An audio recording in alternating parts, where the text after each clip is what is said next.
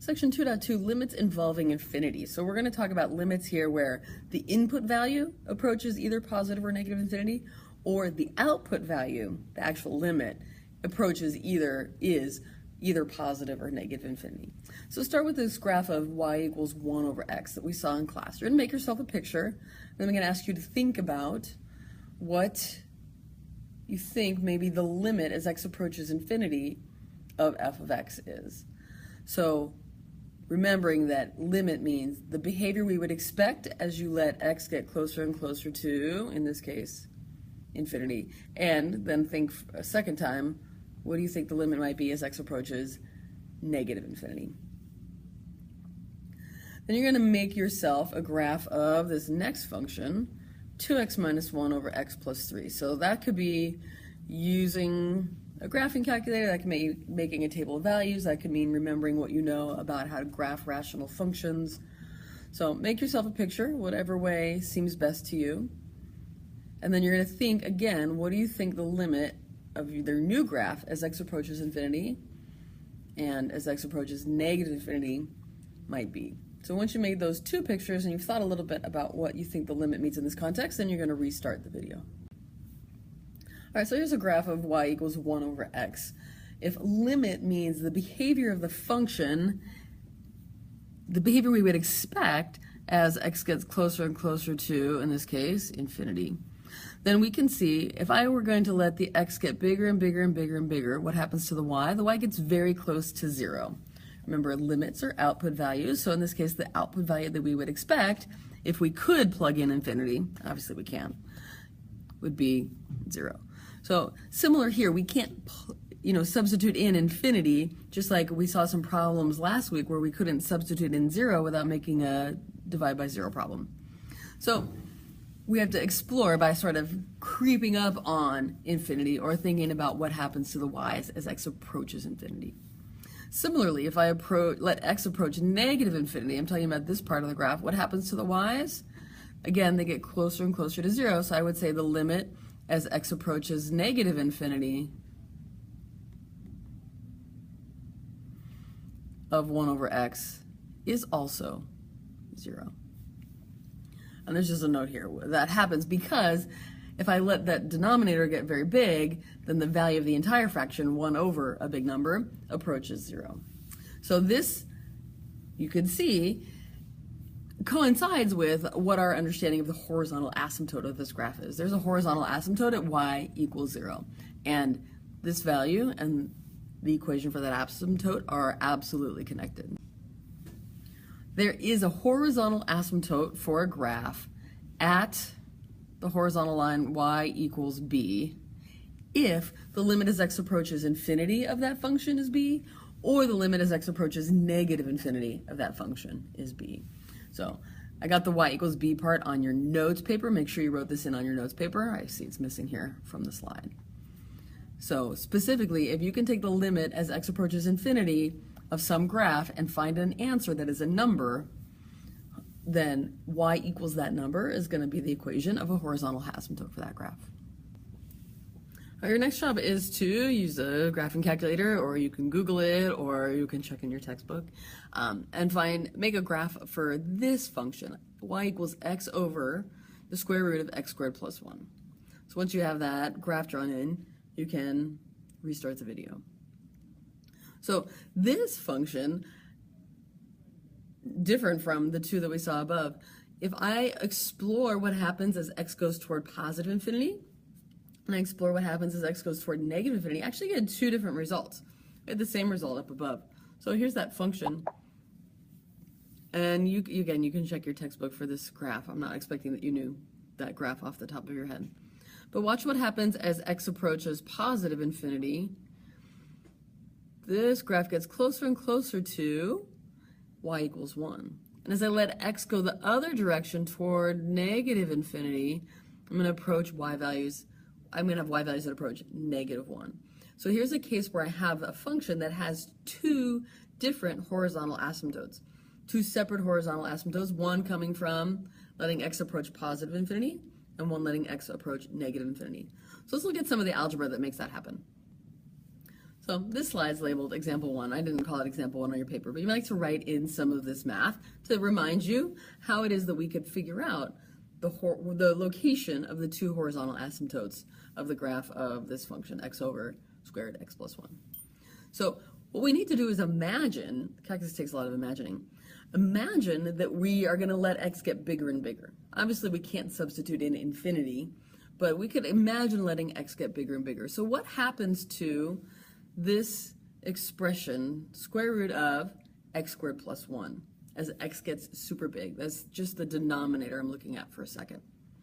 So that means like the square root of 1 squared plus 1, which would be square root of 2. Then I'm going to let x get bigger. That's going to be 10 squared plus 1, square root of 101. Then it's going to be the square root of 100 squared plus 1.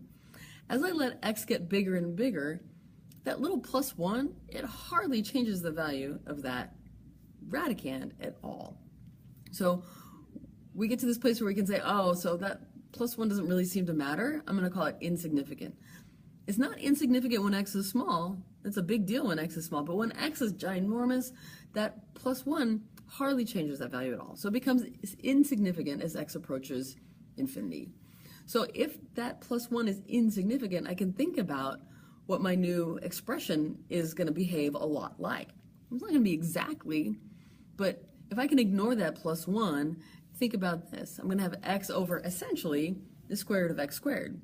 Well, I can simplify the square root of x squared, especially if I know that x is going to be a positive number, getting closer and closer to positive infinity. The square root of x squared I can simplify to x. Then I can use algebra to simplify x divided by x to 1. So that's an algebra way to understand the behavior of this graph, the horizontal asymptote on the right-hand side of the graph, using limits. So as I let x get closer and closer to positive infinity, the plus 1 matters less. And if I ignore the plus 1, I can use algebra to simplify that expression. Similarly, as I let x approach negative infinity squared, like a number close to negative infinity, if I square it, is going to become positive and really big. And this plus 1 is going to matter less and less and less the closer I let x get towards negative infinity.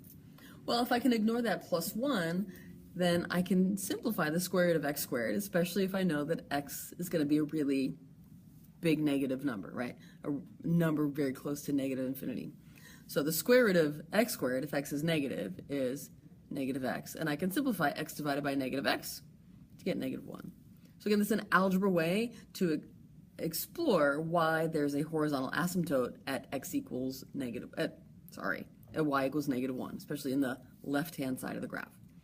So this technique of noticing when part of your expression is going to become insignificant is going to help us evaluate limits that involve infinity. All right, now that you know the limit as x approaches infinity of 1 over x is 0, we can combine that with everything we know already about simplifying limits, and we're going to do these two. I'm going to do one of these examples, and then you can do the other one. So we have a new fact to add to our library, in addition to everything we learned in the last section about combining operations on limits and everything we know about substituting in for an x value as long as you have an actual number to substitute in. All right, so if I want to find the limit as x approaches infinity of 5 minus 2 over x squared, that's the limit of a difference. That's the limit of a subtraction problem. So I'm going to be able to simplify this by finding the difference of the two limits. So this is going to be the limit as x approaches infinity of 5 minus the limit as x approaches infinity of 2 over x squared. That's a 2 over x squared. That's a subtraction sign. So the limit as x approaches infinity of a constant, 5 is a constant, is 5. So this is going to be 5 minus, now I have the limit as x approaches infinity of, this is, you could think of it as a product, you could think of it as a quotient. I'm going to think of this as the limit as x approaches infinity of 2 times 1 over x times 1 over x. There's other ways to break it up. I'm just trying to make it follow the rules. If you can do this in your head, that's fine. Feel free to do it in your head. So that's going to be the limit as x approaches infinity of 2 times the limit as x approaches infinity of 1 over x times the limit as x approaches infinity of 1 over x. So let me do this. Let me come to